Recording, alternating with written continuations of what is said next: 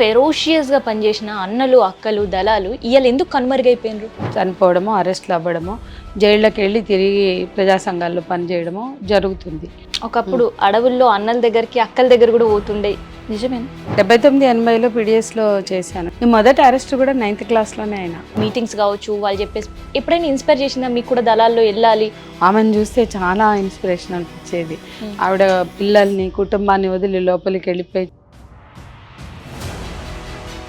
ఇప్పుడు ఆదివాసీలను కాపాడడానికి మళ్ళీ ఎర్ర జెండా వచ్చే పరిస్థితులు ఉన్నాయా? అంటే రామ్జీ గోండు కొమరం భీములతో మొదలెట్టిన పోరాటాలు అనేక హక్కుల్ని సాధించుకున్నారు వాళ్ళు. మరి కళ్ళ ముందు ఇదంతా జరిగేటప్పుడు మళ్ళీ మీకు ఎప్పుడు ఆయుధం పట్టాలి అని అనిపించలేదా?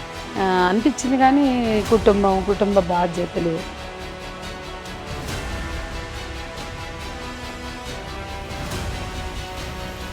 పెళ్ళయింది, కాకపోతే అసలు ఫ్యామిలీ లైఫ్ ఎంజాయ్ చేసే పరిస్థితులు అయితే మాకు ఎప్పుడు ఎక్కడా కూడా చూసిన పరిస్థితులు లేవు. నాకు ఊహ వచ్చినప్పటి నుంచి ఉద్యమంతో మా జీవితం ముడిపడిపోయింది.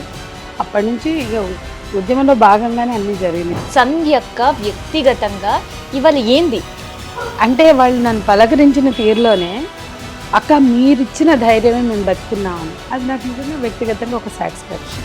దాదాపు ఇప్పటివరకు ఎన్ని కేసులను ఎదుర్కొన్నారు? ఇంకెన్ని కేసులు పెండింగ్లో ఉన్నాయి? ఒక 100 కేసులు ఎదుర్కొన్నా, ఇంకా ఒక 30-40 ఉన్నాయి. అందులో నాన్ బెయిలబుల్ కేసులు కూడా చాలా ఉన్నాయి. ఎంత ఏ హెట్టిక్, ఏ వర్క్ ఉన్నా, ఏ మీటింగ్ ఉన్నా కూడా ఇంటికి వచ్చిన తర్వాత ఎవరితో ఒకరితో మనం జరిగింది ఏందనేది షేర్ చేసుకుంటాం. ఈరోజు ఇంటికి వచ్చిన తర్వాత ఏమనిపిస్తుంది? ఎక్కువ బాధని నాన్న చనిపోయినప్పుడు అనుభవించా, అమ్మ చనిపోయినప్పుడు అనుభవించా. ఇప్పుడు ఇతను చనిపోయాక నాకు ఉంది.